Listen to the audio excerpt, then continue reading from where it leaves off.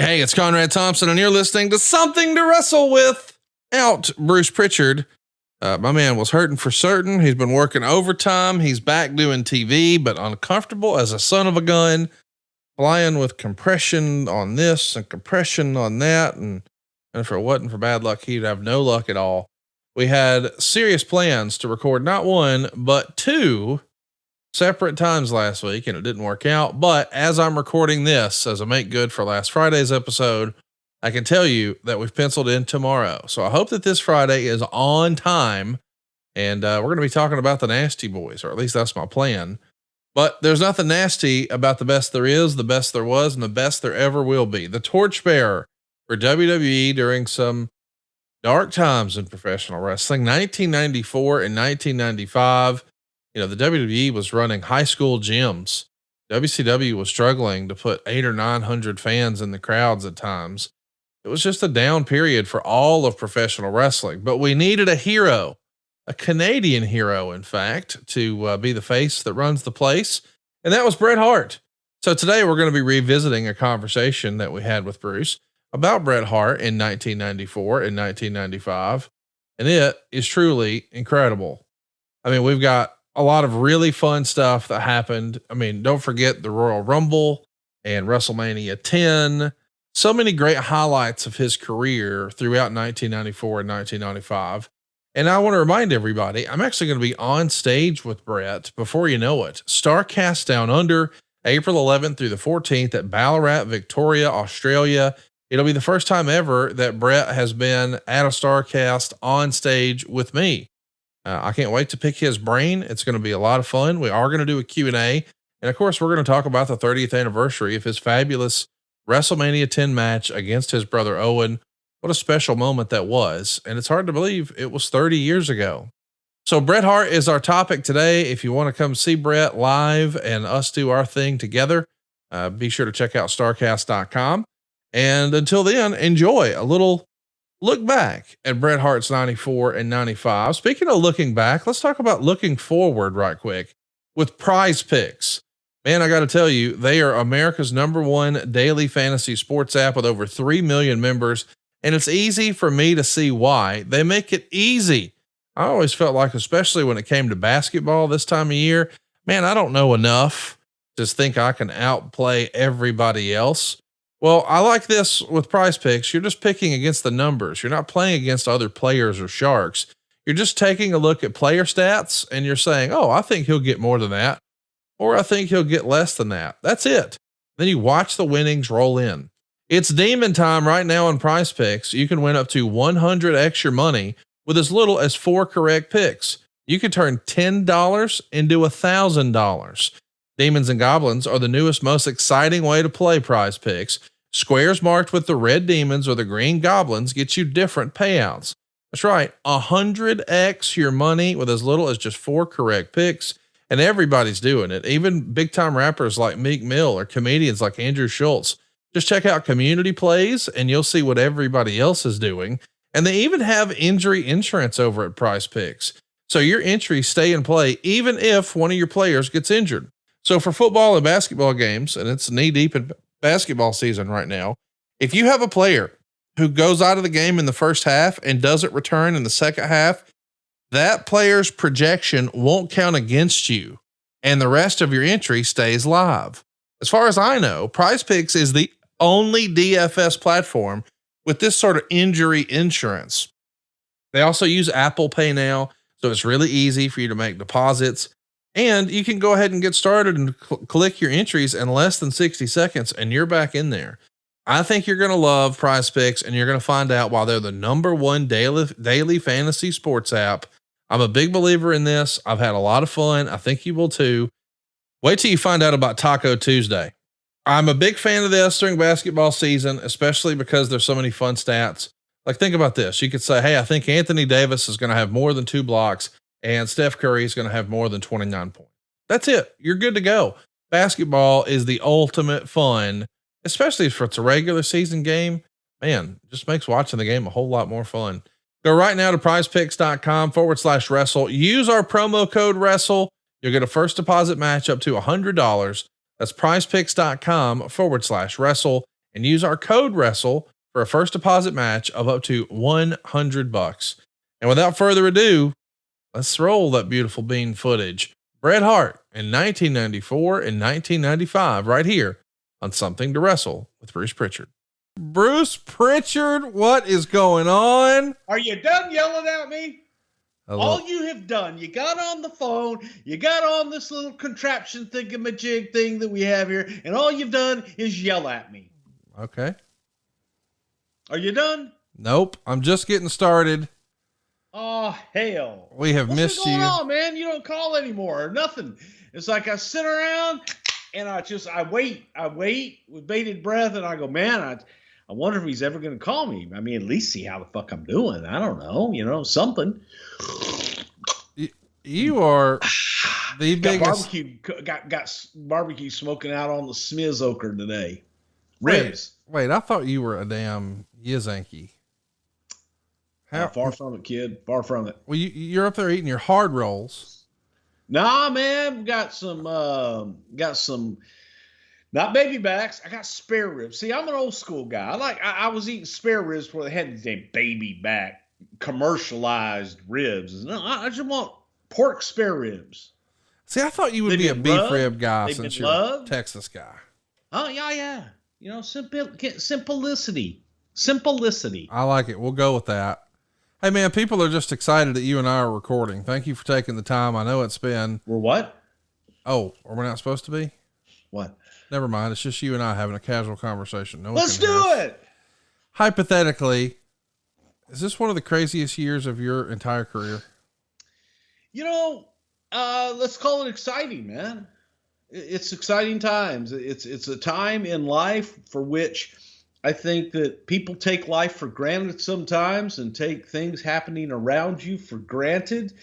And it's all in how you look at life. And you can either love life, live life, or you can hate life and you can just exist. So I choose to, there was times in my life that I chose the latter, but I choose the former. I would rather go ahead and live life and enjoy it because life's a journey, not a destination. And remember, the light at the end of the tunnel, maybe you. Well, what the fuck are you doing right now? What are you just gassed up? Have you not slept? Like what's wax dipping, honey, what do you say? I got a brand new record that I gotta play. She says, not now, boy, but I did anyway, because I'm ready. So ready. Ciao. You're just excited to be back, and buddy, we are too. I can't believe it's really happening. We're recording a new piece of content here today. We're going to be talking Bret Hart's 1994 and Bret Hart's 1995. And man, I'm pumped for that. But I got to tell you, don't break the rules. What you? Okay, go ahead. I haven't talked to you in forever. I just want to talk, and it's like I feel like I'm jumping all over you and just cutting you off. But go ahead. I'm sorry. You're not cutting me off. I'm excited that you're able to record. But listen, before we talk about the old stuff, I know we don't talk about the new stuff. I'm not going to put the screws to you on anything new. However, it does feel like if you wanted to say anything at all to your loyal and faithful audience that has tuned in with their fingers crossed every Friday for an extended period of time, I haven't heard from you.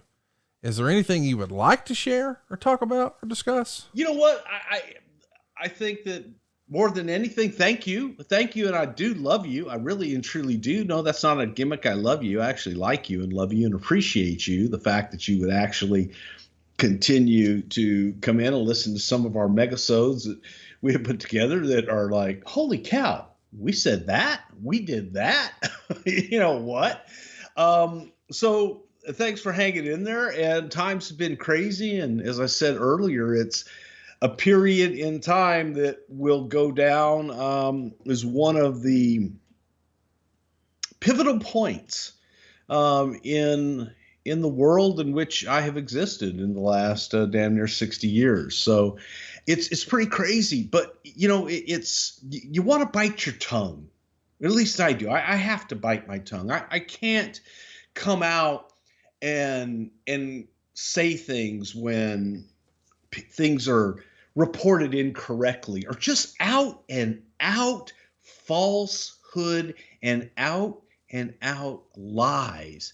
And sometimes it really irritates me and sometimes it doesn't. And I'm not in a position where I can really comment on some of those, but it's for those that choose to be negative and want to believe the negative, then you're a negative person and that's what you're going to do. So have at it. I'm not going to try and change anything else. But I do have to say, because it's something that people even internally would come to me with and make comments about, that I was writing NXT, that I changed NXT and that I was writing NXT. And I never said a word. Yeah. You know what else I never did, Conrad? What's that? I never wrote one NXT show in the history of my existence. Right. I am a fan of NXT. I love NXT. And Shawn Michaels recently came out and talked about how, no, it's been me. It's been me since day one. And I think Shawn has done a tremendous job of grabbing NXT by the horns and doing what he's done. And I love Shawn Michaels to death. But the fact that Shawn finally came out and said, what are you guys talking about?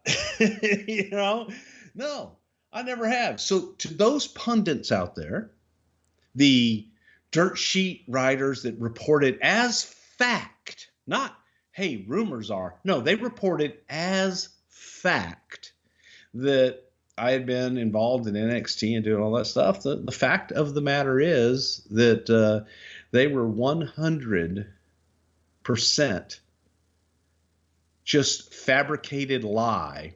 From where? I don't know. And so now that they've heard it from two different sources that are actually there, that actually know, they should probably consider their sources or just stop making things up.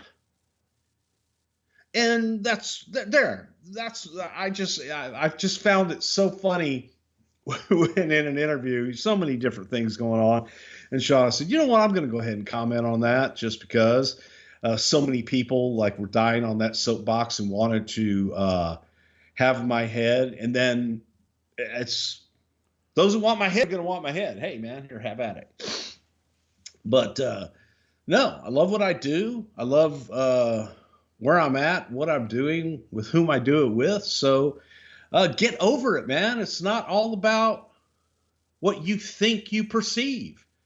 Reality is reality, and perception can be reality too. But when your reality is based on a perception that you have no idea about, that's just wrong. It does feel like at times wrestling fans, you know, we do have an insatiable thirst for more information about how the sausage is made. And there was a lot of jokes this past summer about, oh, WWE is like an HBO episode of Succession or whatever. And so we get this sort of, I don't know if paranoia or conspiracy theory is the right way to do it, but it does become a little bit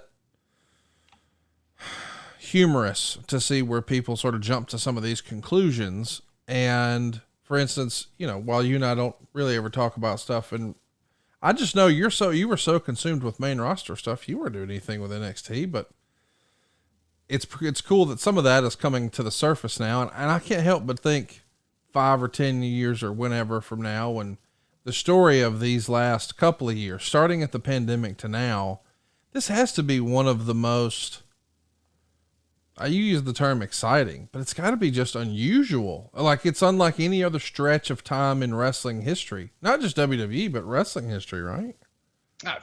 I think kind of when you look at it in business history in a lot of respects. Yeah. And to be a part of it is huge. And you know, one day it's like people don't even understand the role, and I won't get into it because it isn't anyone's business, but even the role in which I'm involved. So it's, it's a great time, man. It's exciting as hell. And to the people in the self-proclaimed wrestling media that have never actually been inside of a wrestling company or understand, or even inside of a corporate, you know, a major corporation to understand how things are done. It amazes me the things that they can get away with reporting as fact and reporting as is. So, that's it, man. That's where I'm at, and I'm happy as can be, to tell you the truth. So, not that I wasn't telling you the truth before. I just went through this we know with what people you mean. before, because I go through the grand jury thing about, well, to be quite honest with you, well, Mr. Prichard, we would hope that you would be quite honest with us in all of your responses today, since you are under oath. So yeah, I try to watch that. Well, we're hoping that you're watching a little Bret Hart 94, 95. So far in our archives, we've covered Bret's 1993, his 1996, and his 1997. So we're going to try today to fill in the gaps and talk about 94 and 95. By the way, you can check out all of this in the archives over at somethingtowrestle.com. But let's start with 94, the build up to the Royal Rumble 94. It's going to be Bret and Owen challenging the tag team champs, the Quebecers. They seemingly have buried the hatchet on Christmas Day after their falling out at Survivor Series. And it's long been rumored that it was actually your old pal, Jerry Jarrett, who I know you saw not too long ago, who pushed for this program. What say you? Do you remember Jerry being a big advocate for the Harts and the Quebecers?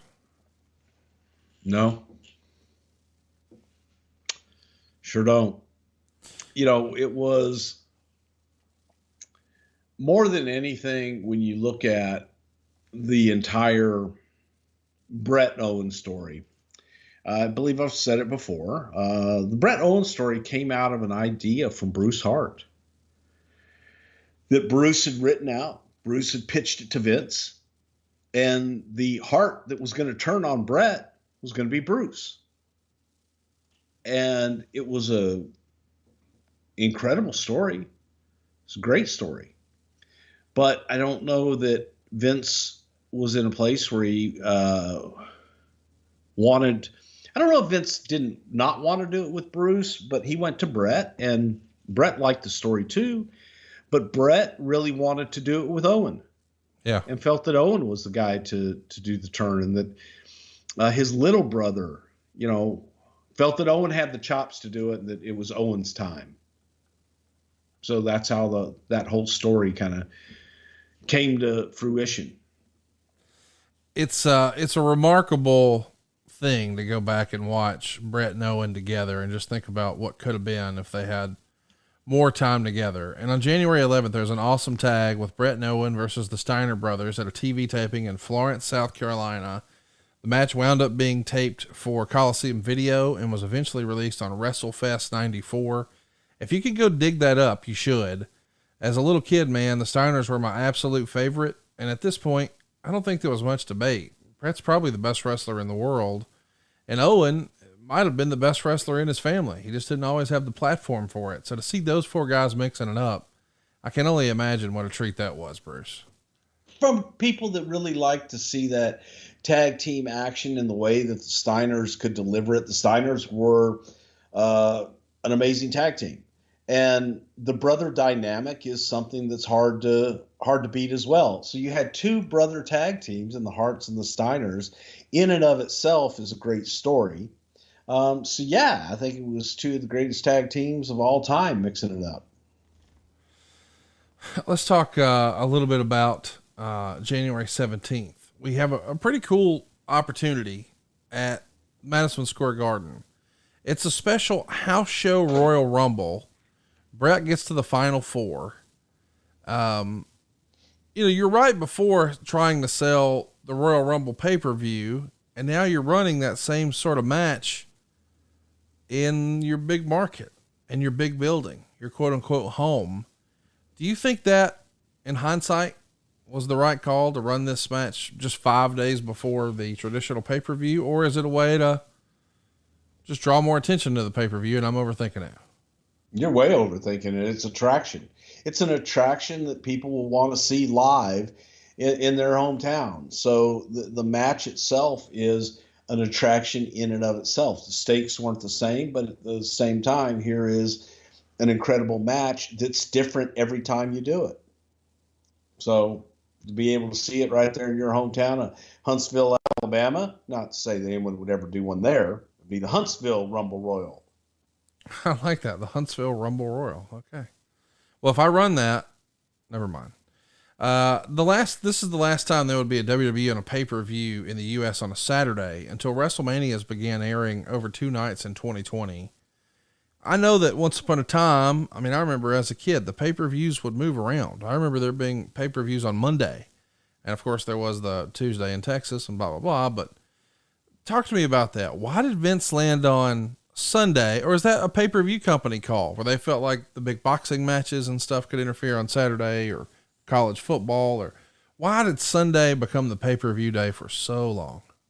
I think Sunday was a pay-per-view day because Sunday normally was family day, and being able to look at times that families all get together and, watch football games and had family dinner. Then you could sit down and watch a huge pay-per-view extravaganza. So Sunday's where we landed. I think that Saturday night's a great night for pay-per-view as well, but that's where we landed, was Sunday night. And even going back, being a part of, the Wednesday nights, the Thanksgiving Eve tradition, Thursday nights, Tuesday night in Texas, Monday night, just different nights, because that was when the event was booked. Well, let's put it on pay-per-view versus booking the pay-per-view. And then, so it was just as you develop and you grow and you learn things and you try to get people into a habit. And that was the once a month Sunday night habit. Of course, this is where Owen kicked Breg's leg out from under his leg after Bret was injured. Kicked Breg's leg out from underneath his leg? You remember that? Owen? I do remember that very well. It's one of the more famous Owen interviews of all time. And I mean, I know that people poke fun at it, but it became a memorable deal. And I mean, I still have friends of mine who were at their peak of their wrestling fandom, and they remember it as being one of their favorite moments. Of course, the idea here is Bret's being helped to the back, selling the knee injury. Owen's doing this interview from the backstage area, but it airs on the big screen. In the heat of the moment like that, those little word slips happen. We're going to do several here on this particular program. Do you remember anybody being upset that Owen flubbed the line a little? No, it's live. It's in the moment. And I think that when you engross yourself in the passion of what just happened and the fact little brother now is venting on big brother, I don't think that many people noticed it right until later. Bret then goes on to, of course, win the Royal Rumble match with Lex Luger after teasing that Bret wouldn't even be able to compete in the match. And the pop when Bret does appear is gigantic. Is that a Pat Patterson special right there? The Spirit of 76 or whatever? It's a goddamn miracle, Connie. It's a miracle. I mean, how many people have won the Rumble after they've had their leg kicked out of their leg? Bret's the only one I know of. That's 101. I had one time where a guy got his finger stuck out of his thumb. Talk to me a little bit about the finish here. I know that Bret's the professional. I'm not saying Luger's not talented, but clearly as far as being a ring general, I don't think anybody would compare the two. But to pull off a finish where it looks like the guys are touching at the almost exact same time, is this something they practice a bunch, or is it simply Bret just saying, follow me? Bret Hart, man. Bret Hart. And I would defy anybody really to show me where they didn't touch at the same time, because Bret controlled it all and Bret owned it and killed it. But you had to take a whole bunch of different precautions, right? Man. Yeah. You want different versions. You want different angles that can make an argument for any and everybody. The beauty of it is that it was done to perfection so well that it's like, I got no argument. You know what I mean? So the execution of that was the excellence of execution in Bret Hart.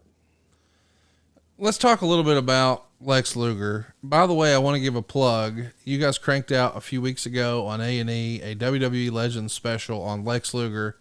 I think it's one of the best pieces that I've seen on wrestling in a long, long time. I thought you guys hit a home run with it. Lex Luger, the human being today, is an unbelievable person. I mean, such a positive person, such an example of what's possible and just the human spirit and blah, blah, blah.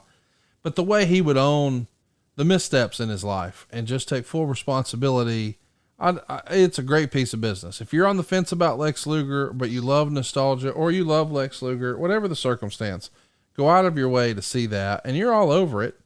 Did you have a chance to see that A&E piece? I did. What did you think? I did. I thought it was very well done. And to the point of Lex owning everything, I thought that it was a very good piece because it could have been something that left people with a taste in their mouth that Lex wasn't a very good guy. And it changed a lot of people's opinions. I do also think that Lex, as Lex grew older and went down the avenues that Lex went, that Lex grew and grew into a different person as well. Yeah. So I think Lex changed on top of it. And to me, it's a very good story, and it's something that is, to me, I think it has a happy ending. I think it has a happy ending in that Lex found himself, and Lex is in a good place, and I'm really, really happy for him. Go out of your way to check it out. It's A&E biography, WWE Legends, Lex Luger, whatever it is. It's fantastic. Go find it. There's a coin toss to determine now who's going to get the first title shot against Yokozuna at WrestleMania, because damn it, Lex Luger just lost his opportunity at SummerSlam. He deserves another crack at it.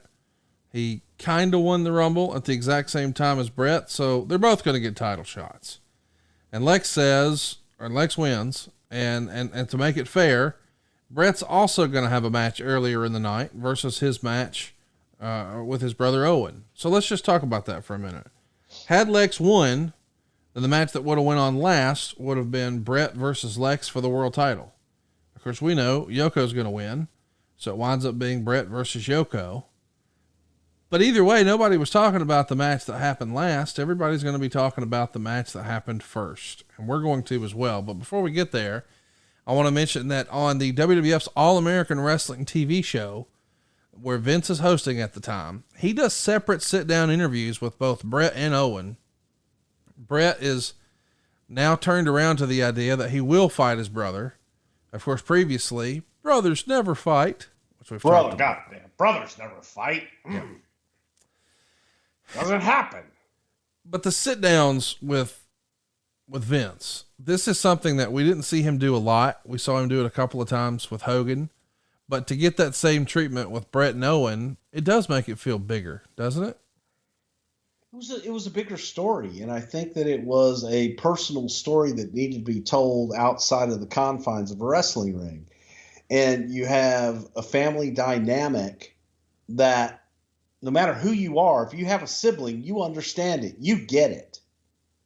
And to take it out of the ring for a minute where people go, oh, well, that, the ring is one thing and what happens, but then what happens behind the scenes? What happens at Christmas? Does Bret get served first at Christmas dinner? When they're cutting the turkey on Thanksgiving Day, does Bret get a little bit more mashed potatoes and dressing? Well, he should. Because he's their favorite. That's why. Because Bret's the favorite. And Owen, being the youngest, came last and has always had to have hand-me-downs. He's always had to wear Bret's old shoes, Bret's old pants. Never got anything new. Owen never got to go to the store to pick out his clothes. No, he got what Bret got. Because Bret was more in the middle, Bret got to get new clothes. He got everything handed to him. So when you explain those things to anyone who has a similar situation in their life, I think that your little sister can identify, Conrad. Oh, listen. I think she can watch this and say, yeah, that's right. Connie always did get the bigger piece of turkey. Well, I deserved it. Connie always got the first slice of pumpkin pie. I don't need pumpkin pie. She can have mine. Only because you didn't want it. Correct. But Mom made you special stuff. She did. I know. I can relate to that. I can relate to CJ. Okay. I can relate to it. Okay. Yeah. So there's always people that can relate to it. And that was the beauty of telling this story. You got to tell it in a little different way other than just in the ring. I'm going to kick your butt. Real jealousy and a real feeling of hatred. It's just your older brothers and they all suck because they get everything. Just saying that I had a little input on this. There's a WWF tour in Europe and Israel in February of 94. Bret's usually working against Yoko each night, which makes sense because Bret's probably your most popular international star, maybe domestically too, but supposedly his fanfare over there was the next level, right, dude? Yeah, Bret was, I think Bret was an international megastar long before he was in the continental United States of America. In Canada. And this is the era where Vince realizes, hey man, if our business might be down a little bit here domestically, it's not internationally. So these tours become very important. There's 8 separate European tours in 94 where Germany is one of the stops. So think about that. Germany got 8 separate shows in 94. Bret's on nearly every tour. And he has a great match with your brother Tom on February 21st on Monday Night Raw in Poughkeepsie. And I think this was one of their only times ever working together. Do you know if Tom enjoyed working with Bret? I think they did. Yeah, I think they did. The 2 older brother pieces of garbage. Owen and I secretly were hoping that they would just beat the hell out of each other. So you're the Owen of the family. No, Owen was the Bruce of the family. Oh, I see. I said, okay. Uh-huh. In the run up to WrestleMania, Bret and Owen first go against each other in several tag matches on the road. I'm sure it's to the point where they could do this match with their eyes closed in the dungeon, but it probably is important for them to have some reps before a big event like WrestleMania. Crush is going to pin Bret Hart in the March to WrestleMania X special. It's shown just a week before the pay-per-view, and that happens in large part thanks to Owen's interference. But it's pretty good storytelling, to keep people guessing. And we all know the story of WrestleMania X. You've laid it out. But did you think Bret had extra pressure on himself to help, for lack of a better word, quote unquote, make Owen here? No, I don't think so. I truly believe that in Bret's head, Owen was already made and that Bret was giving him that avenue to display it.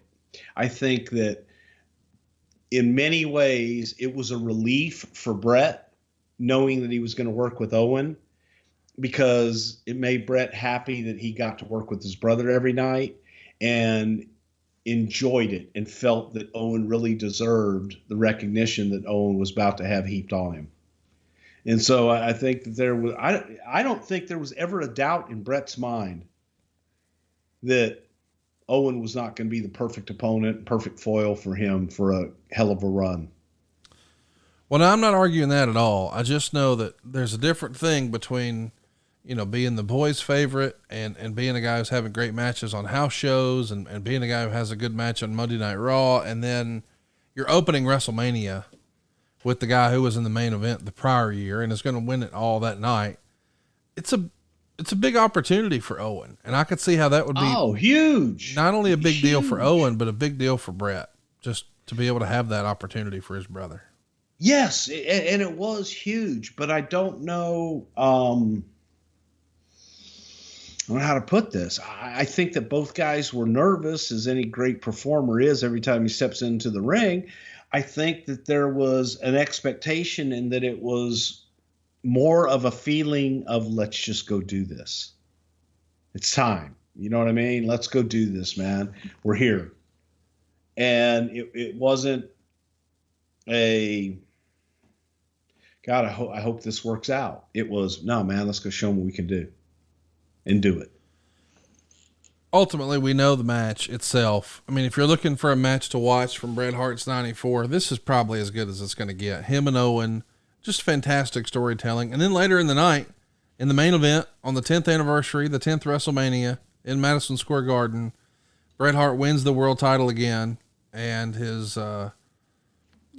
comrades lift him up on their shoulders, and what a nice visual. And it goes down as one of the greatest one-night performances in WWF history at that point, I'm sure.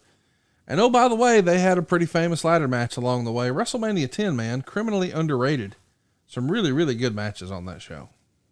Some great matches and great storytelling all the way through. And I got chewed out and cussed out by Burt Reynolds that night. So it was excellent. Bret and Owen are generally headlining all the house shows through the spring and summer of 94. So if I had to guess, this is probably the biggest run of paydays that Owens had either on this WrestleMania Revenge Tour. There's a mixed bag of houses at the time because, again, it is 94. Business is a little down. But there's times where, like on May 20th, you draw 15,000 folks to MSG, and that's pretty good, especially then. But only 5,000 folks to the Spectrum a month later in Philadelphia. Do you think this was just cyclical? Because we hear a lot of times that people say, oh, the business is cyclical. Or were they just not that into Bret and Owen, do you think? I think it was more kind of residual. And the business wasn't, that red hot at that point. And I just think that it was kind of residual of what was before. The WWF promoted their own tour of Japan for the first time in May of 94.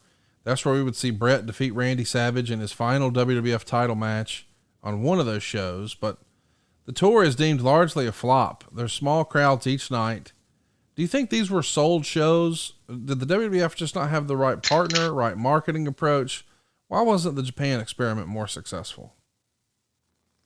I don't think that I don't think it was a good partner. I don't think that we had a good partner that was able to go in and sponsor the show and buy the shows. It was looked at from, you see what New Japan and All Japan, and you get the response. They want our product, but it was trying to promote it from the United States versus having a promoter in Japan promote it locally. I think that would have made a big difference. I think that it was just not the strongest sponsor, strongest promoter that we had locally. All right, boys and girls, 2024 is here in full swing, and that means it's time for a New Year's resolution check-in with our friends at Manscaped. Newsflash, it's never too late to level up your grooming game and keep your bush tamed. Manscaped's brand new Lawnmower 5.0 Ultra is every man's cheat code to look good, feel good, and turn the page on confidence this year. Whether you're going for a trim or that clean shaven look, this trimmer has you covered. Trusted by over 10 million men worldwide, now is your time to get a grip on your grooming game with our exclusive offer. Go to manscaped.com and use the code STW for 20% off plus free shipping. The ball has dropped, but don't drop the ball on your balls. The MVP of 2024 is the 5th generation lawnmower from Manscaped. Not just a trimmer, think of it more as your grooming sidekick. It's got not one, but two skin-safe blade heads, a standard one to take a little off the top, and a new foil blade to go smooth wherever your heart desires. Think of it as like having a personal stylist at your fingertips, or, well, wherever you need it. And did we mention it's waterproof? Because a trim in the shower is the only way to start the day. And for my men who want the full grooming experience, look no further than Manscaped's Performance Package 5.0. In this grooming kit, you'll get the trusted lawnmower, Manscaped's ear and nose hair trimmer, and essential aftercare products with the Crop Soother Ball Aftershave Lotion and Crop Preserver Anti-Chafing Ball Deodorant. Yeah, it's deodorant for your balls. Bet you didn't know you needed that. And as a good gesture for the new year, they're even throwing you not one, but two free gifts, the Boxers 2.0 and the Shed 2.0 toiletry bag. Let's face it, these resolutions can come and go, but a well-groomed you is here to stay, thanks to Manscaped. Get 20% off and free shipping with the code STW at manscaped.com. Embrace a new you and embrace a new trimmer, courtesy of Manscaped. The King of the Ring in June of 94 here in Baltimore sees the return of Jim the Anvil Neidhart in Bret's corner for his match with Diesel. And he's supposedly here to counteract Shawn, who's in Diesel's corner. How was Neidhart decided to bring back in the fold? Is this one of those infamous Stu phone calls? Or is, okay.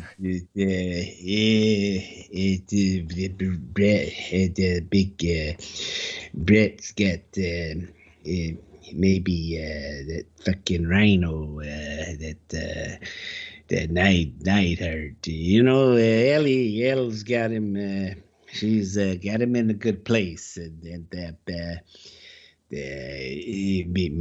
him in, he got a spat for him.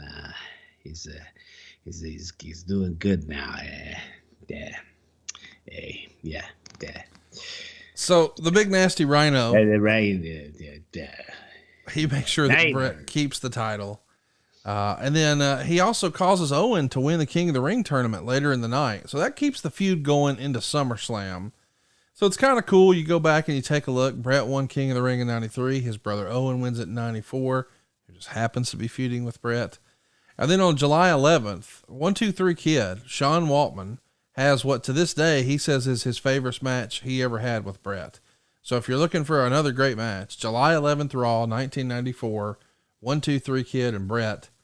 And it's been said over the years that Sean Waltman was kind of the measuring stick. When there was a new guy who would come into the company, Vince would say, hey, let's go see what he's got. And Sean's report when he came back through the curtain carried a lot of weight. Hey man, this guy's got it. This guy's ready. Hey, he's close, or this guy sucks. That is the rumor and innuendo that we've heard as fans, but it feels like Bret was really the gold standard for great matches. Was he not?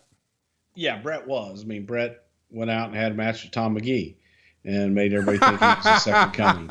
So absolutely. You know, Bret Hart could literally have a match with a broomstick and make the broomstick look like $1 million. Yeah. Well, he didn't have to do it with a broomstick. He did it with Sean Waltman. Go watch it. July 11th, 1994. Fantastic match. We have the first ever show in the Philippines, Czechoslovakia, China, and Singapore. The company has never been to these countries before, but they're going in July of 94. And it's all headlined with Bret versus Owen. So, and listen, I realize that there's a contingent of folks out there who I would call Bret haters. And I've unfairly been categorized as one of those guys. But I was a Hulk Hogan guy. But at the same time, Hulk Hogan never took the WWF to Philippines or Czechoslovakia or China or Singapore. And Bret is a huge draw over there and super popular. So you guys are trying some more non-domestic spots. What'd you think of some of these newfound lands that WWE's enjoying success? You know, it's interesting in that you think about, as we just talked about earlier, and family, that in other nationalities and in other parts of the world, family doesn't fight, and it's frowned upon considerably. So I think that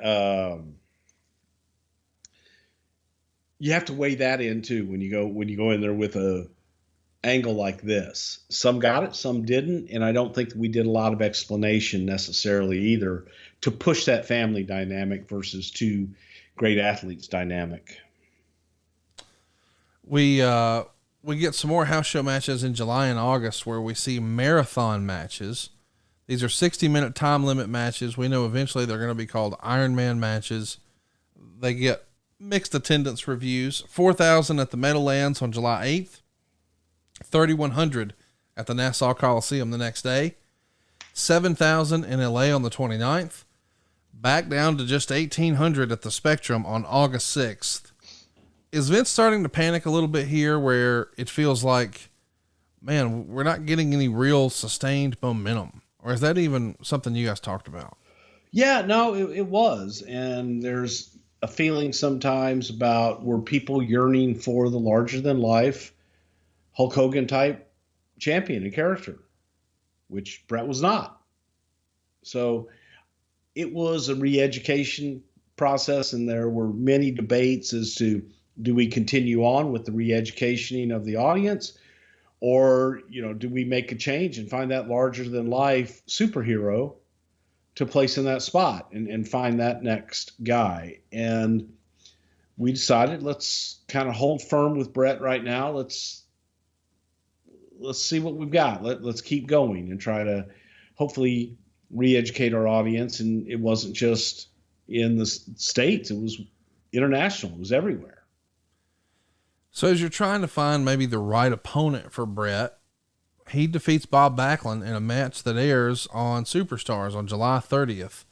And this is the now famous match where Backlund snaps after the match and turns heel and essentially becomes Mr. Backlund. Did Vince know that this was the direction he wanted to go, that Backlund might be a transitional champ, might get some sniffs at the main event? Or was it, hey, this is a former champion who we want to make sure he has a good match, and well, we know Bret can do it, and that's how it happened? Well, I think, this was something that Pat and I really wanted to try, because you never got your Bob Backlund heel run, right, in the 70s. Bobby was, I don't know that Bob was ever this guy that people say, oh, he's a dynamic worker, he's this, he's that. But the real human being, Bob Backlund, who believes in himself, and there's not a bad bone in Bob Backlund's body. You could view that kind of heelish. Right. And so we thought, what if we just had Bobby go over the edge a little bit? And what better foil for Backlund than Bret Hart? Because, Bret was all that shit. Right. So it was an experiment. We weren't sure if it was going to work. We really weren't. That's why we looked at, we were concentrated in the Northeast a little bit at that time, more so than usual. And I think we were in, where the hell were we? Ocean City, Maryland for that. And it was Bizarro Land. But the audience, man, they took to it, and they were so pissed. And we looked at each other and went, we may have something here. Because Vince wasn't around for a lot of this. He was doing other things, and we were experimenting. We were getting out there with some different stuff. But I thought it worked. I thought that especially that traditional Northeastern audience that was so used to the red, white, and blue Bob Backlund that they're like, hey, nah, wait a minute, man. That was my guy. So what did Bret think of this idea? It feels like part of him would have really respected the legacy of what he did, but at the other time, he had to be like, what the fuck, man? It was more, what the fuck, man? It was more like, I got to fucking work with him every night now. Well, because you had a famous saying on here years ago when you're trying to make the transition from Hulk Hogan to Bret Hart. And you would say that a lot of times the thing around the office that was said is, what would we do for Hogan? And I'm not saying this to be weird. I don't think we would have ever seen Backlund Hogan.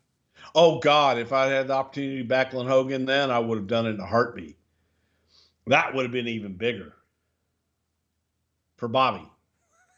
Bobby would have had so much fucking material to work with there. Oh my God. Because Hogan was so opposite of Backlund. Whereas Bret is kind of all the things that Bobby kind of stands up for, except for the long, greasy hair. And, we came up with things, but it was just I thought they had great matches. I thought they had tremendous matches that I loved watching, but I wasn't in the ring working with him. So it was what it was. It's amazing to me that this is something we're even really discussing, that Bob Backlund had a run, man, but he did.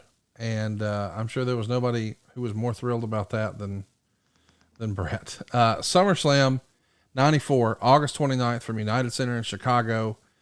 Bret is going to defeat Owen in the classic cage match. All the family members get involved after, and Davey Boy is back in the WWF now too, to keep the feud going. But thank God, Taker versus Faker went on in the main event. What in the world? Tell us about this classic cage match and how it was somehow not the main event. The main event was the return of The Undertaker. And for the first time ever, it was, oh my God. Can you imagine having The Undertaker versus The Undertaker? It's a once in a lifetime opportunity here, pal. So that was the attraction. And Owen and Bret went about 20 minutes heavy in their match, and it wasn't like you had an experienced Undertaker against an experienced Undertaker. You had the Undertaker against someone who wasn't that experienced at being the Undertaker. So they needed that time. That having to cut their time in half was not a pleasant thing. I don't know if that would have helped any more or not, but at the same time, it wasn't an ideal situation. The post SummerSlam European tour in Germany is going to happen in September. So we got Bret and Randy Savage defeating Owen and Neidhart every night. And these would be some of Savage's final matches in the company before leaving in November. What was his and Bret's relationship like? I think it was good. I think Randy liked Bret and vice versa. You know, they were just two old second generation guys that going down the road and had the same respect and appreciation of the business. I want to mention that in the UK, we got Bret and Davey Boy teaming up because obviously Davey's over like Rover there, and they're going to beat Owen and Neidhart on each show. They're even going to do that back in the US and Canada before eventually it becomes Bret versus Neidhart on the Heart Attack tour, and they're going to co-headline with Undertaker and Yokozuna in casket matches. That feels like this era in a nutshell. Bret and Undertaker on top somewhere, right? 94, 95. Yeah, and the Heart Attack tour was so cool, man, because of the logo. You had the Heart Attack, so you had a heart, but then you also had Undertaker in it, so it was like Undertaker giving you a heart attack. It was cool. It was a pretty cool logo. The first ever episode of Action Zone aired on October 23rd, 1994. This replaced All American Wrestling. The format had begun to fade off after 11 years on the air.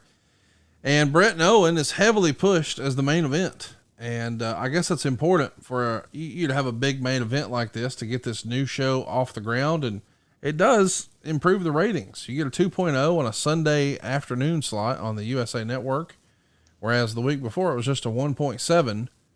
It's been said a lot of times that when WCW didn't know what to do, well, let's just trot Ric Flair versus Sting out there. Was it kind of like that for Bret in the main event with the right opponent in this era, do you think?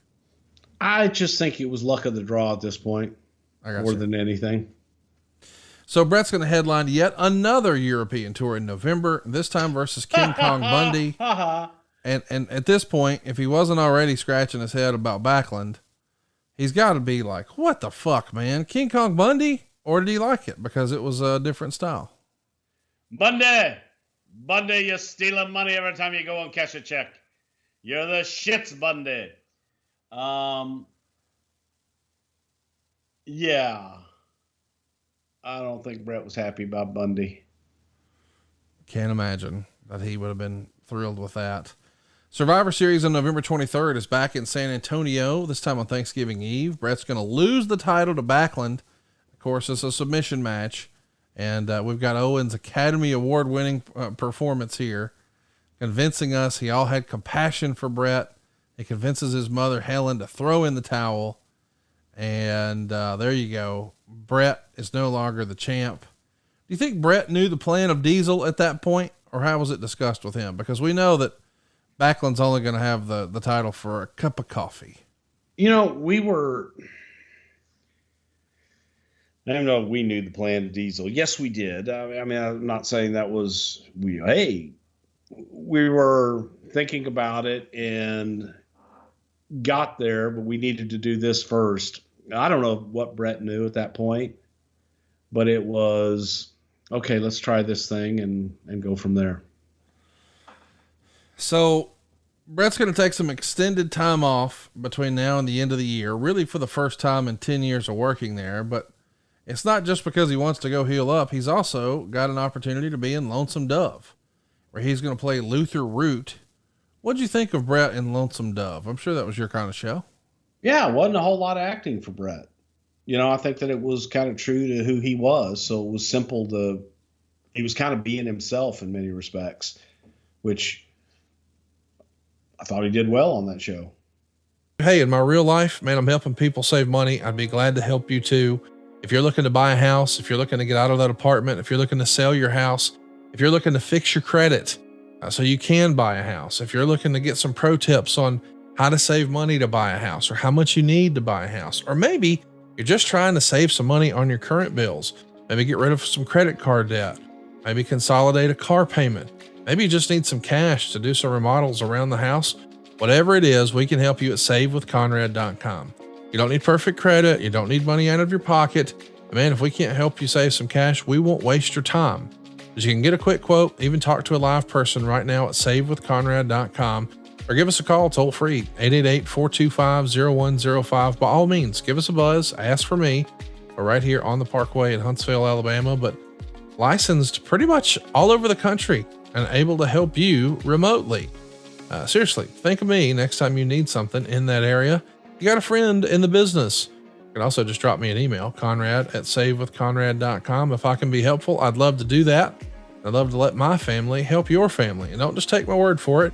Go check us out. We got an A+ with the BBB, and you can read all of our 5-star reviews. There's more than 1,000 of them at conradreviews.com. But savewithconrad.com, that's your hookup, man. The January 9th show in Houston, Texas, we've got Bret returning, this time to back up William Shatner on the King's Court with Jerry Lawler. How many times do you think William Shatner had to practice that monkey flip, Bruce? I know. One time. That was it. Well, there you go. He was great. You know the story. I told you a story about Bill Shatner going to the airport. I don't remember that. So we were shooting 2 shows that night. And so we really wanted Bill for the second show. And I'd gotten kind of friendly with him and everything.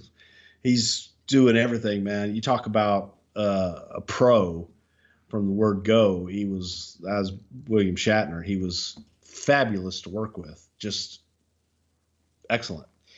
And I threw at him and said, hey, do you think after we do this, we could do one more with you for next week's show? It would be taped after this. He says, and he's like, yeah. But he didn't know the time. And then he looks at the time. He says, oh, hey, Bruce, I've got a flight. And if I miss this flight, I'm supposed to be on set in the morning at 8:00 in the morning. I can't miss this flight.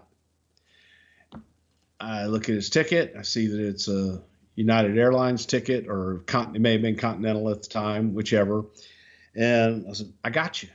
He goes, I've heard that before. He goes, I said, Bill, I guarantee you will make your flight. He says, yeah, Bruce, I've heard that shit before. I don't know. I said, as soon as we finish with Raw, we will do your segment, and I will put you in a police car, and you will be deadheaded to the airport. He says, yeah, but then I got to deal with the airport. I got you. So he does it. He says, okay. But he's still like hemming and hawing. He's calling his manager and all these people. And we do the segment. Take him right. I mean, I grab him right from backstage. I walk him right to the police car, put him in the front seat of the police car, and the cop takes off. Sirens blaring, lights going, and all this shit. So I call my buddy, Continental. I said, hey, here's the deal.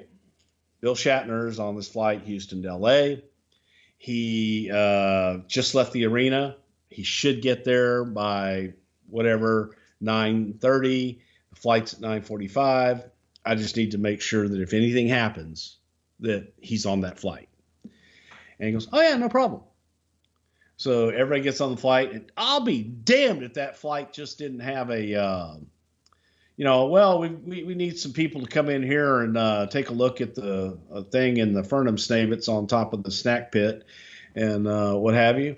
And he calls me and we were at the Summit in Houston, and calls me, a little backstage hotline phone that we had, and it's him. And he says, hey, Bruce, hang on. I'd like for you to talk to Heather in Houston and all that stuff. I go, hey, Heather, how you doing? And she says, Mr. Shatner is in 4B sipping a scotch. Would you like to speak with him? And I said, as a matter of fact, I would. And she takes the big, long, the accordion phone all the way back to Shatner in 4B. And he gets on the phone and says, hello. I said, I told you so, motherfucker. I don't think I said motherfucker, but I did say, I told you so. You're on the plane. You'll take off in a couple of minutes. She goes, he said, they got a mechanical. I said, Bill, you're the mechanical. You're good to go. You'll be taking off in a few minutes. Have a great night. Have a great whatever tomorrow, and look forward to working with you soon. Awesome, awesome guy. But yeah, he was, and they really didn't need it either. He would have made it on time. He was really on time. So I love now your baby face on it, because you don't want people to think you caused them to be late, miss their connections. Because it was in 1995 or whatever it was, and nobody missed any connections. It was a flight to L.A. It's the last flight of the night. And they did leave on time, and they were able to speed, because I was able to get the plane. That's it. I was able to get the plane to speed up to get to LA, so they would have an early arrival because Shatner was on board. There. You're welcome. Are you channeling your best Paul Heyman right now? A bum with a piano. That's a real story. So later in this same show, Jeff Jarrett's going to defeat, or Bret Hart's going to defeat Jeff Jarrett. Well, it's the same taping, but here's the following week. Shatner's in his corner trying to counteract the roadie. Of course, he's there to promote his new show on the USA Network, Tech War. Bret and Owen continue their house show feud through the first few months of 95. No holds barred matches are the theme now, with Bret winning each time decisively with the sharpshooter. And now as we get to the Royal Rumble in 95 in Tampa, on January 22nd, Bret's now got a shot at Diesel for the WWF title. But they're two baby faces, Bruce. And, I know we tried this a couple of times here or there, but two baby faces. You got a new hot babyface world champ, and now maybe the most established babyface champ that's on the roster, Bret. Did you think maybe somebody would get booed out of the building here? Is this a risk, having a high profile match, babyface versus babyface like this? It is a risk. Yeah, absolutely. It's a risk. But I think that the confidence was in Bret to be able to go out, and if Bret needed to sway them one way or the other, I think there was confidence that he could do that. And Diesel was very popular at the time. So when you book something like that, do you know as soon as you put it on paper, it's going to be a non-clean finish because you don't want to hurt either guy? Or am I overthinking that? Yeah, it depends. You look at the overall card, see what you got. So it ends in a big schmoz, of course. Lots of outside interference. The match is a draw. It leaves the door open for a rematch down the line. And Bret is now out of the main event for most of the next year and mostly working in a mid-card role.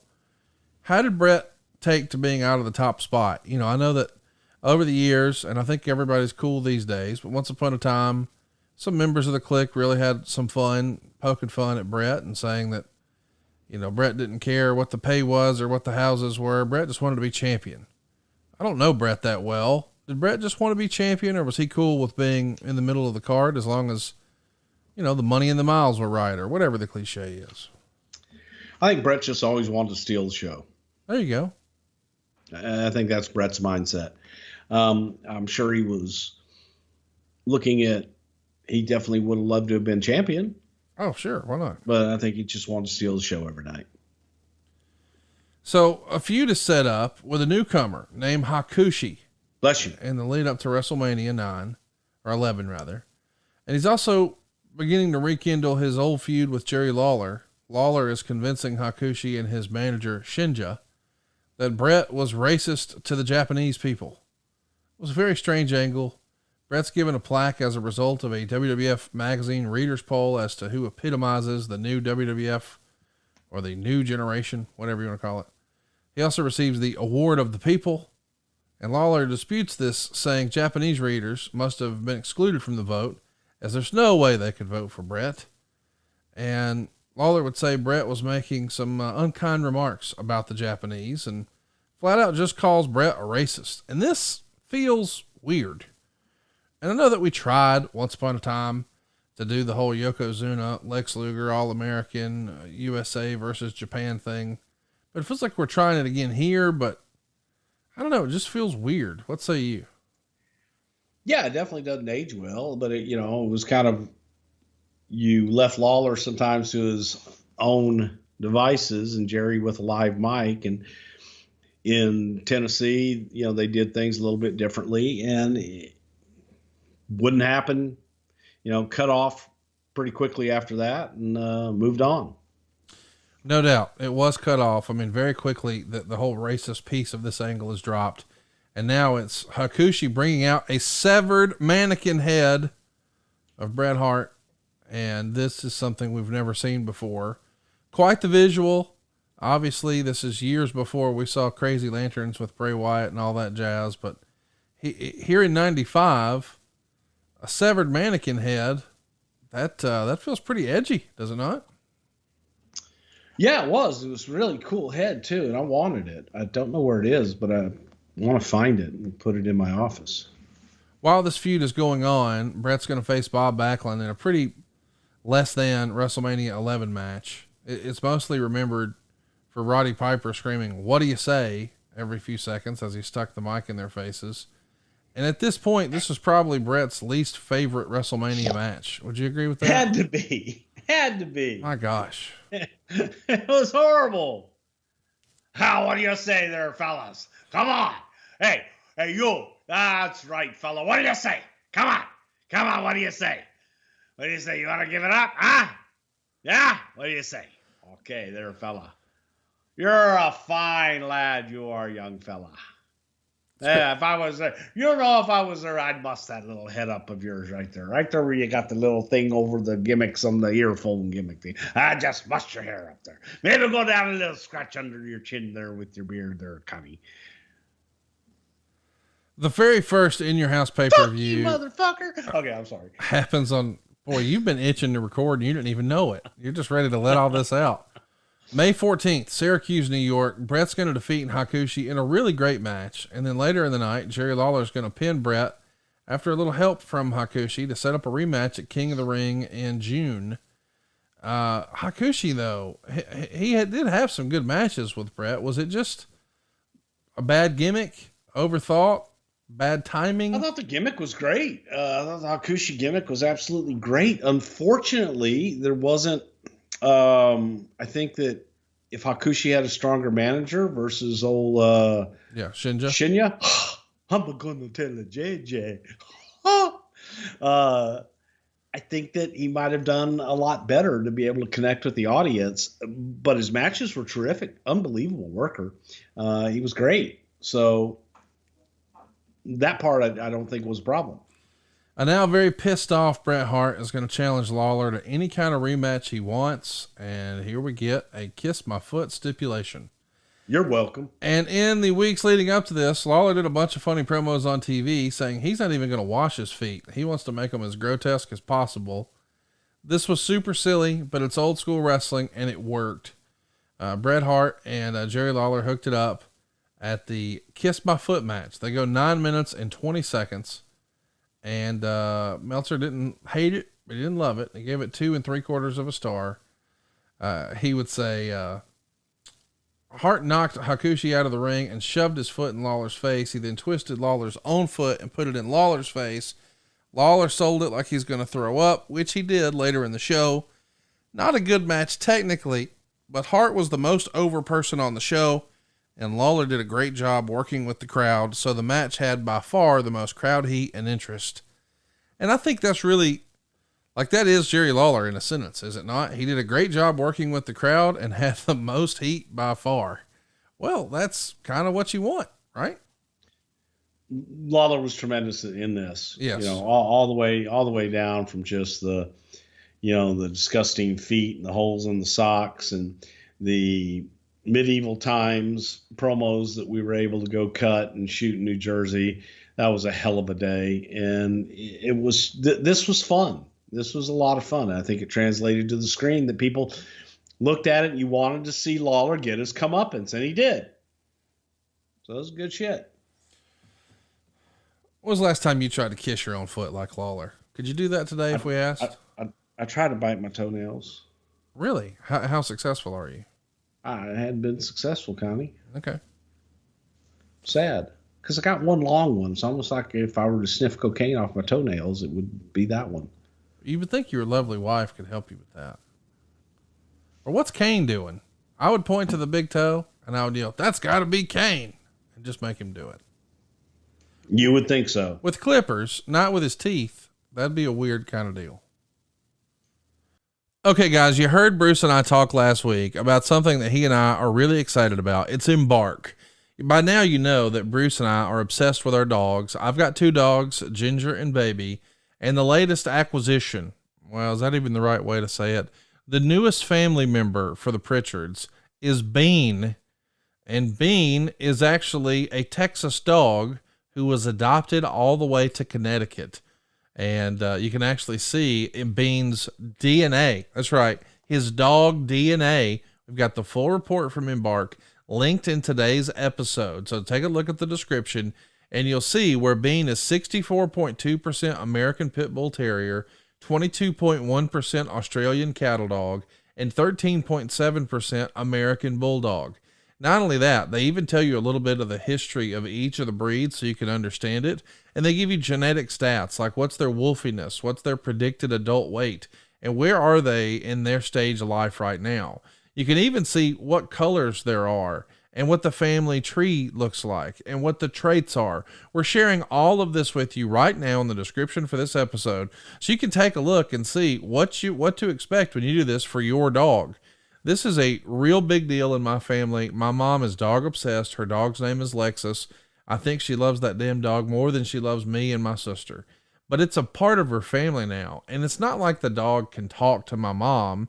So my mom having an opportunity to really learn more about Lexus and her life and her family and her background and what to expect, that's really cool. You're going to get genetic health risks so you understand, like, hey, these dogs are predisposed to this or that. My mom wouldn't know that. She's not a veterinarian, but this is helpful to do that. And you really get to learn about, hey, where they come from. I think it's a really cool experience. My mom absolutely loved it. I want you to try it too. You're going to learn what you think their weight will be, their family tree, the genetic health risks, all that sort of stuff. It's all possible thanks to our friend at embarkvet.com. We really want to thank embarkvet.com for supporting our show here, Something to Wrestle. And if you love your dog, or you love your wife or your mom who love their dog, this is a home run. I gave this as a gift to my wife. I gave this as a gift to my mom. I'm going to give this as a gift to my sister. And everybody who is a dog person really loves this because they get to learn more about that little member of the family who can't talk. And you can too. We got a special deal for you right now. You get free shipping and you save $50 on the breed and health test when you use our promo code WRESTLE at embarkvet.com. That's embarkvet.com. Go to embarkvet.com and you'll get free shipping and save $50 when you use our promo code WRESTLE. You want to look for the breed and health test at embarkvet.com. Be sure to use our promo code WRESTLE. You'll get free shipping and save $50. I'm such a big believer in this. I think you're going to love it too. Get the dog DNA test trusted by millions. Right now, Embark has this limited time offer on that breed and health test for our listeners. So what are you waiting for? Go to embarkvet.com, get the free shipping, get $50 off when you use our promo code WRESTLE. Visit embark.com and use the promo code WRESTLE to save $50 today. So, Bret is left off the next In Your House pay-per-view in July, but he did defeat Jean-Pierre Lafitte in a match included on the home video release on the show. And over the course of the next month, the Pirate would steal Bret's ring jacket from ringside in a match and then stole the shades he'd given to a fan before another match. So now we got a big hot issue over somebody stole my fucking jacket. And while all of this is going on, Lawler brings in his personal dentist into the feud because he can't get the taste of Bret's feet out of his mouth. And of course, it's another one of your great creations. I think named famously by Bobby the Brain Heenan, Isaac Yankem. Man, you guys, did you just reach directly into the book of bad ideas and pull out one at a time for Bret this year? It feels like it. Hey, we want you to wrestle King Kong Bundy. And then we want you to wrestle Bob Backlund. And then we're going to say you're racist against Japanese people. And then we're going to have you wrestle Lawler in a kiss your foot match. And then we're going to have a pirate steal your fucking jacket. And then this evil dentist will come along. That's the same year, dude. Yeah. You felt like that was a good shit. year. That's the good. Oh, don't you hit us with that. At the TV tapings in late July, Bret and Shawn actually team up for a couple of dark matches. And they would defeat Jacob and Eli Blue, and also Lawler and Hakushi. Why were Bret and Shawn put together here? Just, you knew they could have good matches together and they were both young baby faces, or what's the thinking? Yes. And because they were, and they always did. So there was definitely chemistry there. And it was something that they were opposites, and opposites attracted, but yet they were very much the same. If you hear this, you probably start to think, okay, I get why Bret was frustrated, or why Bret wanted to take a little time off. He defeats the Evil Dentist at SummerSlam in Pittsburgh on August 27th. Not a bad match, but he's not in the main event, and he's working with Evil Dentists. So not sliding Kane or Glenn Jacobs, but Lord, this is probably not what he hoped for. And next, he's going to defeat the Evil Pirate at In Your House 3 in Saginaw on September 24th. He gets back his precious ring jacket. Ben Porella! He does it a week later. And finally, we end that silly feud, and he tries to blow off the Isaac Yankem piece of business by defeating him in I think the first steel cage match on Raw, which happened October 16th, 1995. Lawler's in his very own shark cage above the ring. That's pretty old school. And he does commentary for the Diesel British Bulldog main event at In Your House 4. And of course, it's announced that he'll face the winner at the following month's Survivor Series. This is, of course, the famous show where Vince threw down his headset in disgust after the pay-per-view ended and yelled, "Horrible."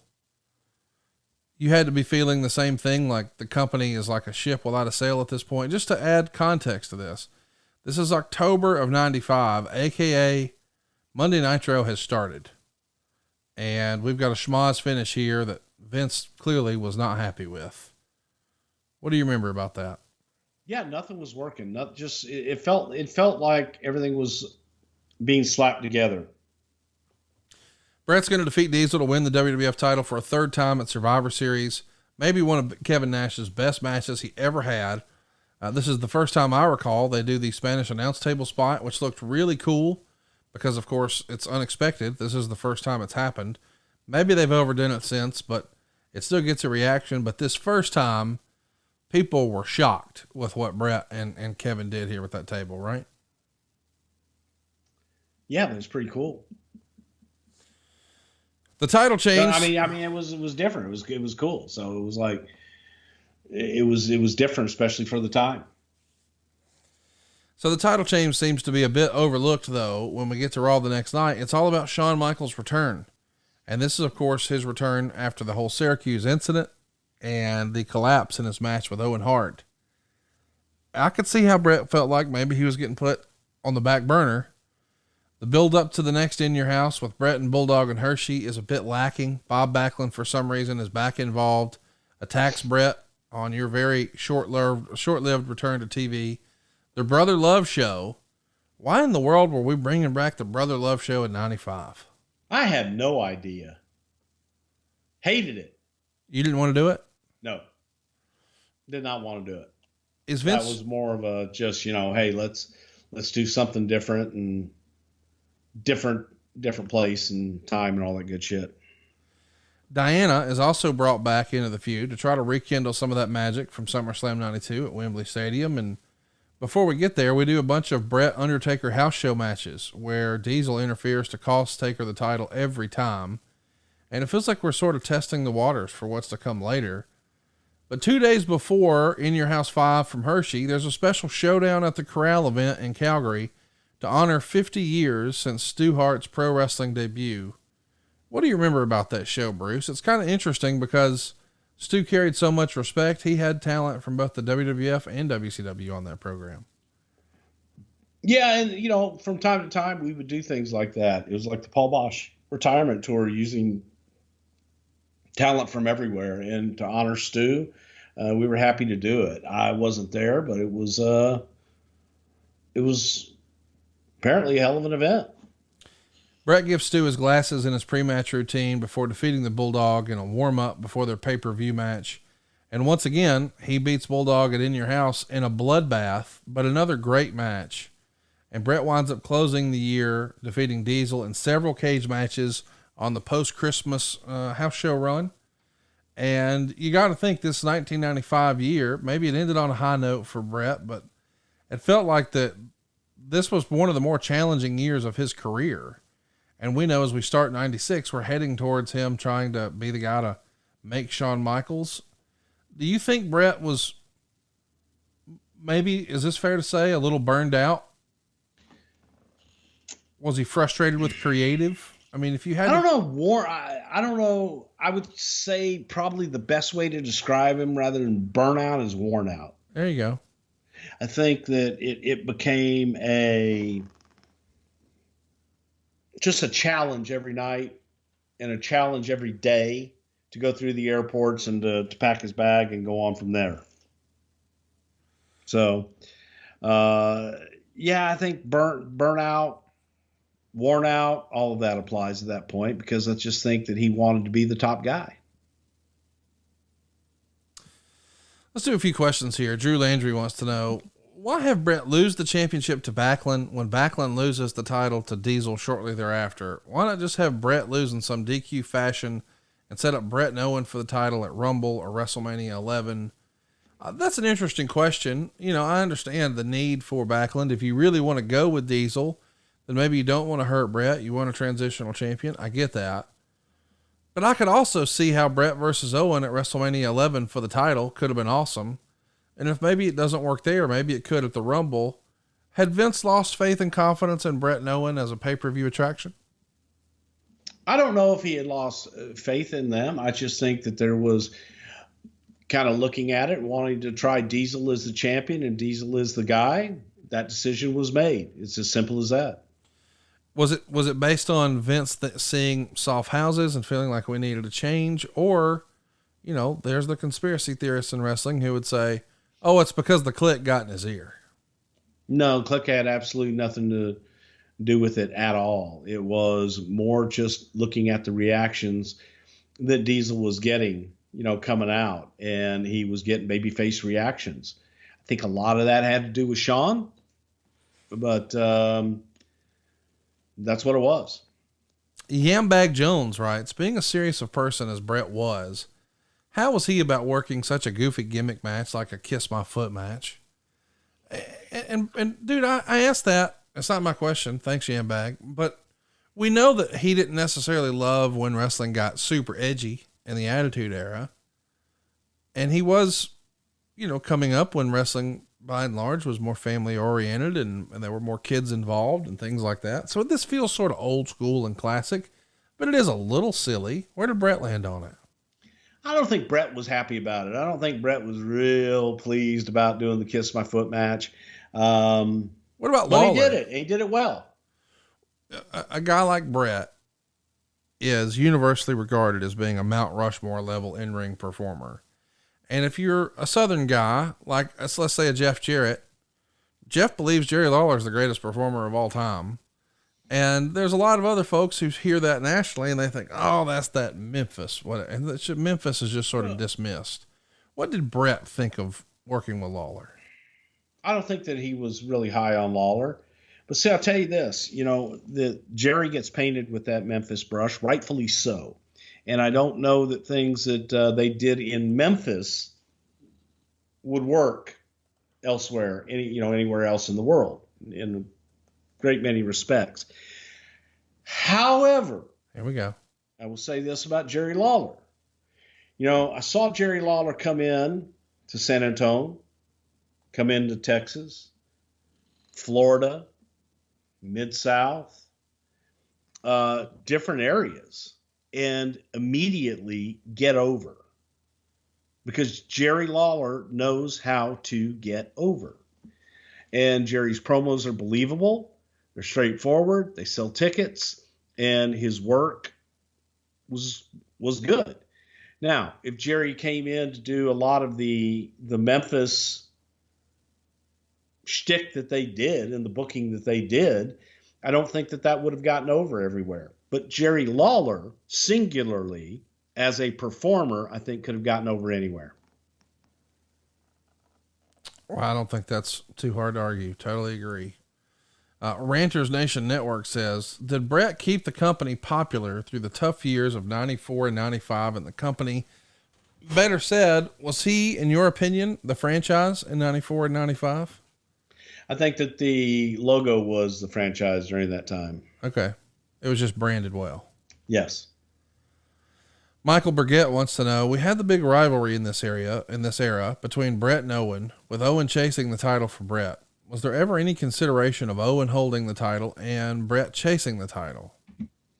There was consideration for a minute, but I think the feeling of Owen on the chase was the better story.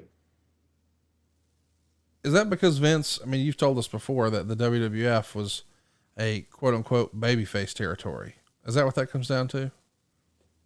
Partially, but I also think that it came down to, if you put it on Owen, then Owen is climbed the mountain. And part of Owen's charm was, and part of his heel was that he couldn't get it, but always felt that he was getting screwed in not getting it. Totally makes sense. Here's one from Michael. He wants to know, I always liked Bret and thought he was phenomenal in the ring. He seemed like a real mark for himself, though. Do you see him that way? This is some of that Bret haterade. And I know that there's a contingent of folks who work in the business who think it's not cool to keep any of your collectibles or any of your keepsakes or mementos. As I'm looking at you, you got some of your stuff hanging around. I think it's cool why not? And for whatever reason, that gets villainized sometimes when people talk about Bret. Why do you think that is? I think that Bret was proud of his career and proud of his accomplishments. I'm proud of my career and proud of my accomplishments. So, these marks, so am I. And to that, I think that Bret, did see himself in a different way, maybe sometimes than others did, but that's okay. If you don't see yourself as a champion and carry yourself as a champion and the guy, then you're never going to get to be the guy. I've always been under the impression to be successful in wrestling or just in life, this isn't going to be popular, but if you don't believe in you, who will, right? Exactly. So you got to own it and go for it. And he did, man. No doubt about that. All right, boys and girls, let's take a time out right now to tell you something you already know. This show and Bruce's Wiener are brought to you by BlueChew.com. Hey, serious business, if you haven't tried Blue Chew yet, what are you waiting for? It's a unique online service that delivers you the same active ingredients as Viagra, Cialis, and Levitra, but in chewable form. And dude, it's a fraction of the cost. You can take them anytime, day or night, so plan ahead or be ready whenever an opportunity arises. And the process is simple. Sign up at BlueChew.com, consult with one of their licensed medical providers, and once you're approved, you'll receive your prescription within days. And here's the best part, it's all done online. So no visits to the doctor's office, no awkward conversation, and no waiting in line at the pharmacy. Blue Chew's tablets are made in the USA, prepared and shipped directly to your door, all in a discreet package. But there won't be anything discreet about your package. Blue Chew wants to help you have better sex. Discover your options at BlueChew.com. Chew it and do it. And we've got a special deal for our listeners. Try Blue Chew free when you use our promo code WRESTLE at checkout. Just pay the $5 shipping. That's BlueChew.com. The promo code is WRESTLE, and you'll receive your first month free. Visit BlueChew.com for more details and important safety information. And we want to thank Blue Chew for sponsoring today's podcast and Bruce's Love Machine. Here's one from the Rosen Coaster. With the failure of the Lex Express in 93, were there any ever serious considerations of turning Lex and working with Bret as a champ during this era? How come that match never came to be? Because Lex left. That was the plan, though, you think? No, it was. It was talked about turning Lex heel, yes. But that wasn't a specific plan. We were going to continue to team Lex with Bulldog. Then he left. So who knows what he could have done. I'm curious about, because when I sort of asked the question that a fan asked or a listener asked, was Bret like the franchise player? And you thought really that was the logo. If Bret wasn't the guy in 94, 95, was he ever the guy in your opinion? I just don't know if Bret was ever in the position to be the guy. And I know that's not, well, he was a champion. Yes, he was, but I still don't know that everything was around him to make it so that he could be the guy. Did you feel like, and I'm not saying this to be funny, I'm trying to understand and follow, like, because one of the things you and I've talked about a lot on the program and in the archives is the what if scenario, right? Like, what if the screw job doesn't happen? And what if, because we know Shawn Michaels is gone 5 months after that. But if Bret hung around, man, what would have been possible for him when the company really got hot? It's just crazy to think about. And we talk about all the time that timing is everything. 93, it feels like this is a company in transition. We try to make him the champ in 92. He has it through most of 93. We do the whole Hogan Yoko thing. Yoko kind of becomes the guy. 94, I think it's hard to argue that Bret's not the guy in 94. But by 95, it does feel like Vince had lost some confidence and was just trying something new. And even though he's going to start 96 with the title, we all know he's going to drop it to Shawn at WrestleMania 12. I'm with you. I don't know that Bret really had an opportunity to stretch his wings. And it would be interesting to think about if he stuck around through 98 and 99 and 2000, what that could have looked like with him and Rock, him and Austin over and over and over, him and Angle, him and Benoit, him and Jericho, on and on and on, right? Yeah, and again, I don't know, because when you look at all those names were new. Yes. So it wasn't. So then you would have to make the argument. Okay, well, Bret stuck around. Then would Shawn have still been a part of the mix? Would Diesel and Razor? What if they didn't leave? All those questions then come into play, and you wouldn't have had the opportunity for a Stone Cold Steve Austin or a Rock or a Triple H or a Mankind to get over. So I think that while it is timing, it's circumstance too. I just look back at 95 and I think, and you were there for it, was 95 the worst year economically in company history? Like, do you remember it being like, because you're there at the peak, right? So you're there right after WrestleMania 3 and you see all the phenomenal Hogan stuff. And then you see the worm start to turn a little bit with the Iraqi stuff and it starts to slow down a little bit. But by 95, it does feel like if there was a low point, and I know, we never sell those, it was probably 95, right? Probably so. If not the one of. What else would you put up there with 95 year wise? I mean, I know 93 had to be tough because it was like a company in transition, but you had Hogan for a hiccup. You're trying to do the Yoko thing, but by 94, it feels like, all right, we're just trying this new generation stuff. You could take a look at like WrestleMania 10 and see every celebrity in the world there. And we try to do that again for 11. I don't think anybody cared. Just 95 just feels less than. 96, you start to feel some momentum. 97, whoa, yeah. we're heating up. It's going to be a toss-up between 94 and 95. Okay. Well, what we know for sure is that things are going to get hot for Shawn Michaels, Bret Hart's biggest rival. Next week, we're going to be talking about Shawn Michaels and his 97-98.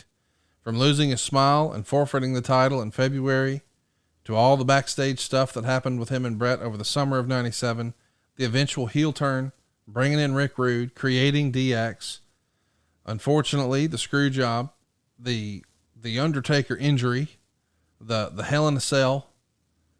So much to talk about. Of course, Owen Hart sticking around, and then we know what happens.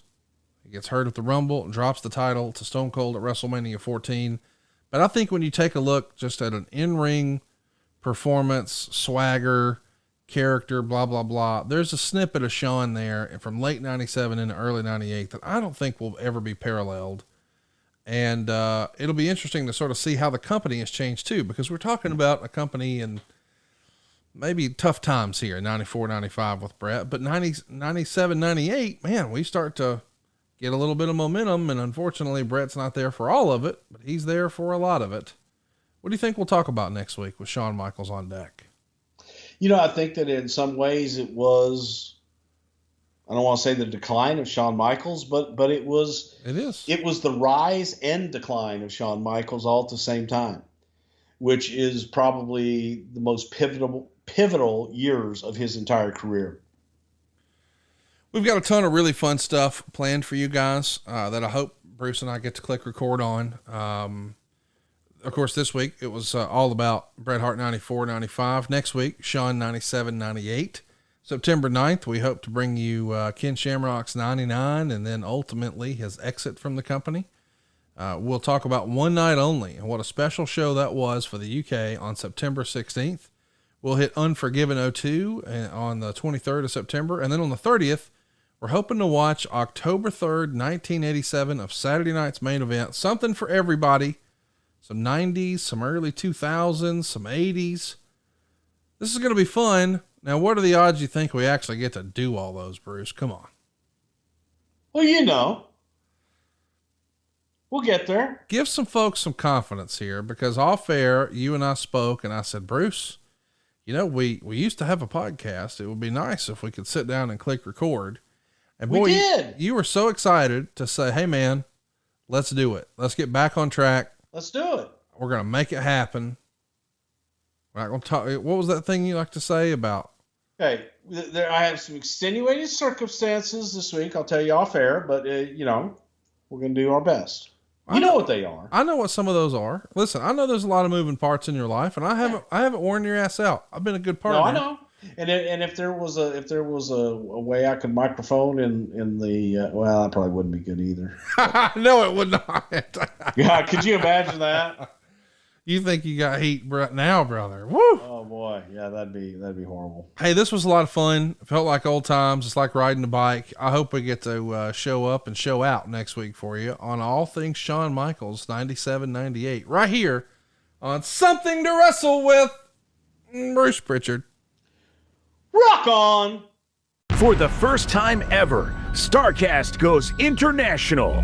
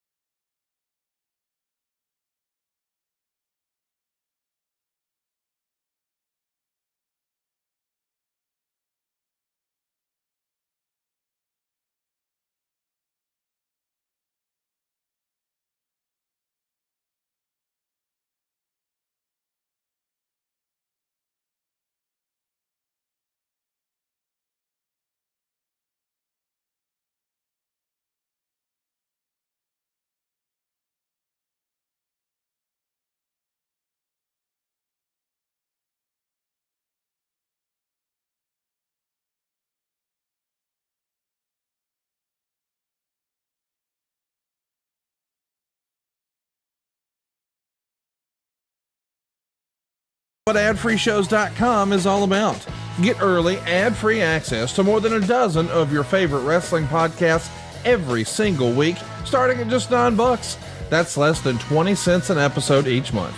And yes, you can listen to them all directly through Apple Podcasts or your regular podcast apps. How easy is that? Ad-free shows also has thousands of hours worth of bonus content and docuseries like Title Chase, Eric Fires Back, Conversations with Conrad, and The Insiders. Plus new series like The Book with David Crockett, Monday Mailbags with Mike Chioda and Nick Patrick, and a whole lot more. And you want to talk about early? You can't get any earlier than listening to the shows live. You can be a part of the live studio audience as we record the podcast.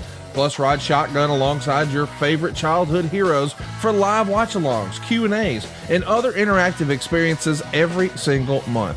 Come on now, see for yourself what thousands of other wrestling fans from around the world have discovered, that adfreeshows.com is the best value in wrestling. Check it out today, and hey, when you do, the first week is completely free. adfreeshows.com.